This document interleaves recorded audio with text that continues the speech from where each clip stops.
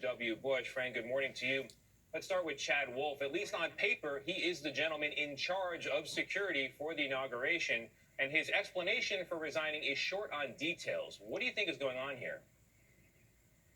Look, I think the resignation of the Homeland Security Secretary 9 days before a national security special event that he himself is responsible for is both disgraceful and irresponsible. The U.S. Secret Service is the agency who's in charge of the security for the inauguration, but they work for the Secretary of Homeland Security. Look, other cabinet secretaries said they left because of what happened last week at the Capitol. Chad Wolf cites a litigation here in New York that's been going on for some time. I think it's a cover for somebody who's a coward. I think he just doesn't want to be responsible for inauguration security after the debacle last week.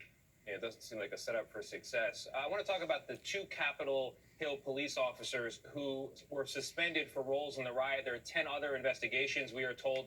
As you prepare security for inauguration, how do you acknowledge and deal with the fact that there could be, among the many heroic and courageous members of that security team, some people who are sympathetic to the pro-Trump mob that assaulted the Capitol?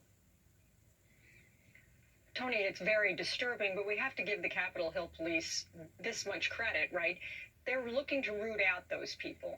And they're not the only ones you're going to rely on for security at the inauguration. You've got the U.S. Secret Service. You're going to have 10,000 National Guard troops. And you have an ongoing FBI investigation with lots of information and lots of leads. And so I think that the Capitol Hill police are trying to do the best they can under very difficult circumstances. And I give them credit for policing their own. Joe Biden says he wants to appear outside, deliver his speech at the inauguration outside, says he's not afraid. As a security expert, are you concerned for him? Well, I'm always concerned at every inauguration, especially when the new president walks down Pennsylvania Avenue.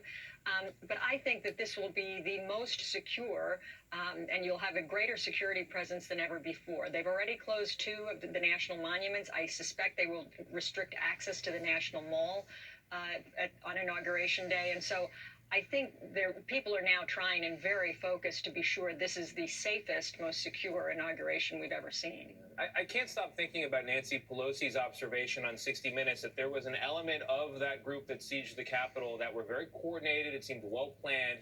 If that's true, could that group shift and hit a soft target at another state capitol where there is not this monster security apparatus set up? Absolutely, Tony. And that's why when you think about the FBI's investigation, there's a treasure trove of evidence in addition to the videos we've all seen. Remember, there were 2 locations near the RNC and DNC that had pipe bombs. You know, unexploded explosives are a treasure trove of information. There's fingerprints, there's DNA, there's signatures in terms of how these are put together, the component pieces. And so if this was a really organized mob that was giving direction, the FBI has got a lot of information that they can follow to try and understand that and prevent it from happening again. All right, Fran Townsend, who will not be writing a letter of recommendation for Chad Wolf's next position, it sounds like. Fran, thank you very much. That was clear. President Trump spoke with Vice President Pence for the first time.